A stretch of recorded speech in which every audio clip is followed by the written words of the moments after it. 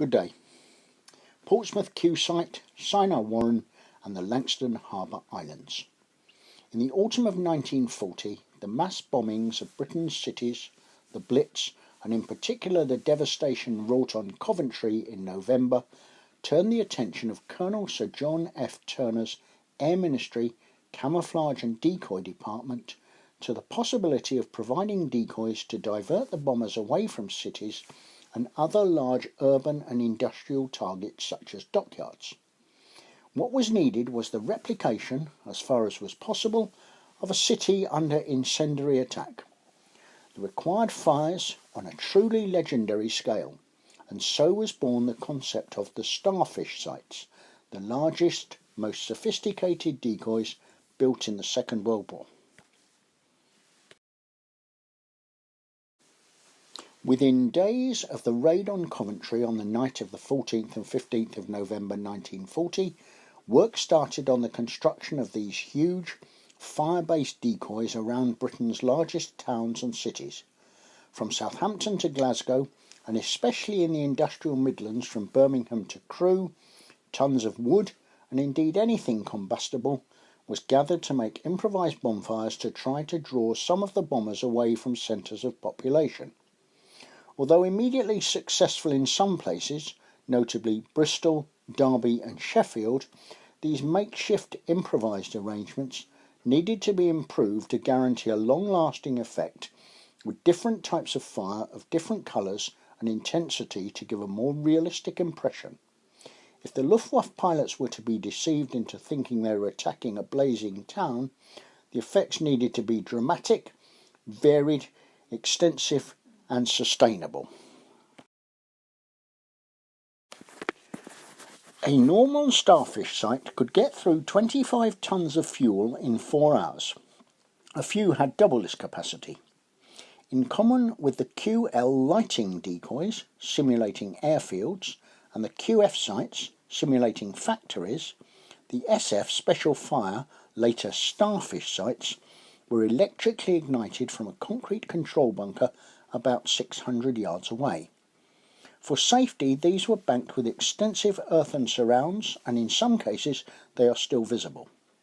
Nevertheless, with German bombs hitting so close, if the site was doing its job correctly in decoying planes away from the target, it would have been a risky place to be stationed during a raid. The sites were normally constructed about 4 miles from the target to be protected, and at least 1 mile from any other settlement. By the end of the war, there were 237 decoys protecting 81 towns and cities around the country. They were effective. One estimate is that around 968 tons of ordnance was dropped on various decoys. By June 1944, when the bombing raids on Britain effectively ended, decoy sites around the country had been attacked on 730 occasions. These ranged from a single nighttime bomber dropping its load into a Q decoy site to the mass attacks on Starfish sites, including the Portsmouth decoy. We will return to this photograph later, but this in fact is the hailing control station situated in Stoke on the seashore and still exists. This particular photograph was taken in 2016.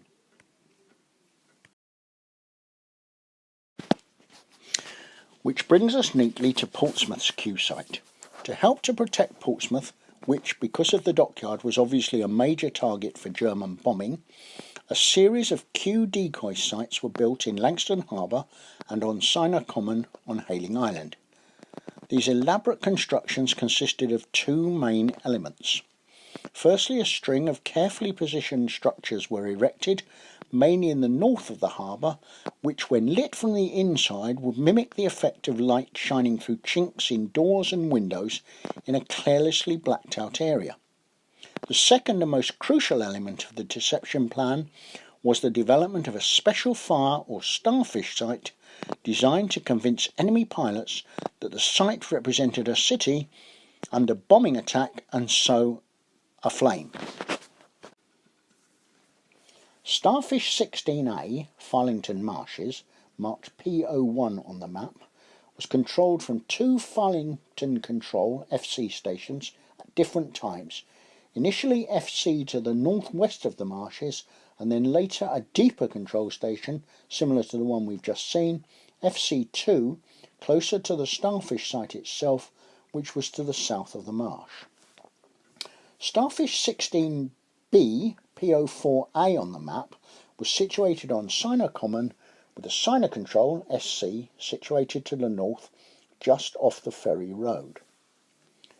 Later Starfish sites situated on the island and around the western side of Hayling turned Langston Harbour into a large target. The controls for these were split between the 40-acre control point, 4C, on the mainland, and the Hayling Control at Stoke, which still exists.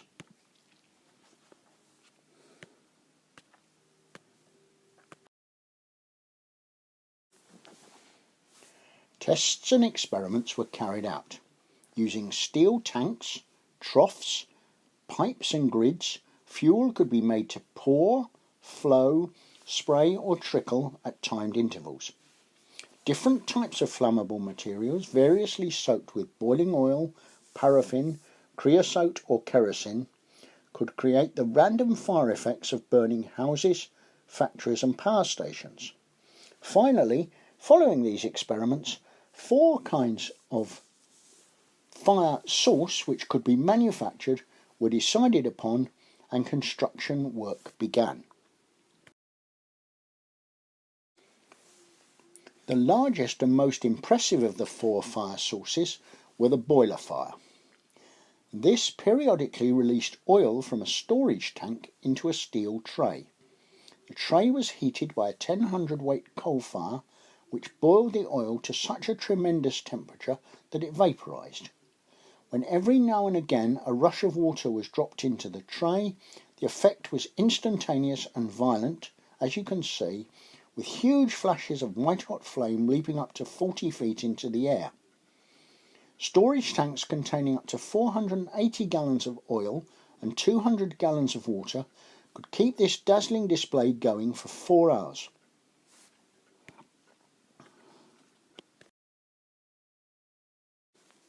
Some measure of the scale of a Starfish site can be drawn from the fact that a typical site might have between 12 and 14 boiler fires, carefully positioned to accord with the industrial area of the target to be deflected.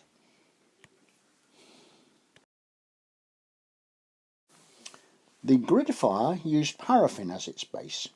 This was continuously sprinkled onto a hot metal grid on which were attached wire waste and metal turnings. This burned with a steady yellow flame, and although not as startling as the boiler fire, it introduced the essential element of variety. Basket fires were the mainstay of the Starfish sites. They came as a 2,500 weight package of inflammable materials boxed into a wooden crate. The fire baskets, developed from an idea invented by a Colonel Bramerton, were usually 3 feet by 2.5 feet by 2.5 feet. Soaked with creosote, these blocks were arranged in irregular groups of up to 24, sometimes even more, together. Coal fires are exactly as the name suggests, but on a grand scale. A double brazier, 20 feet long, held 400 weight of creosoted firewood and 3 tons of lump coal, giving off an enormous deep red glow. A variation of this fed diesel oil into the burning coals through a sprinkler pipe. At this point, it is interesting to consider the words of a man, Ken Pattingson Rolefus, who was actually present at a Starfish site during 1941. His story was reported in the BBC World War II Oral History Archive and was collected in August 2005. Quote, "After many courses covering devices such as parachute and cable to bring down low-flying enemy planes and dummy flare paths, I was trained in Starfish decoy site fires and lighting. I was assigned with a small unit to set up and operate the latter. These were devised to coax enemy bombers into dropping their loads away from the real target. On site, a very deep control shelter was built, initially, later replaced by a large, stout shelter, as observed, which also acted as a guardroom. A small control shelter was just large enough to contain myself as operator, a bed, and a selector unit designed for remote control of the decoy lights and fires. In bad weather, the water collecting in the shelter made life very uncomfortable. Finally, a telephone kept base camp in touch with warning if enemy bomber movements. Ken describes how things became more complex later on. The film industry constructed Heath Robertson-like structures out of wood, hessian and canvas, also clever lighting effects giving the impression of careless blackout. When these drew the fire salvo of bombs, the remote control station unit was operated, which set off the crate first formed at random in a large field. These were ignited in a pattern which conformed with the direction the bombers were heading. Subsequent salvos would be directed at our installations instead of factories or centres of importance. Complementing these were large troughs filled with roofing felt and scrap timber, fed by a tank of creosote which, when ignited, would send up large plumes of smoke. This would cover the apparent success of the raid. Ken goes on to note that Churchill, in his story The Battle of Britain, remarks that the decoys had remarkable results. And indeed they did. During the period from 1940 to 1944, Portsmouth suffered 67 air raids, with the warning sirens sounding 1,581 times. The number of air-dropped munitions was 1,320 high explosive, 38,000 incendiaries and 38 parachute mines. 6,625 homes were destroyed, with 74,435 damaged. 930 people were killed, with 2,837 injured.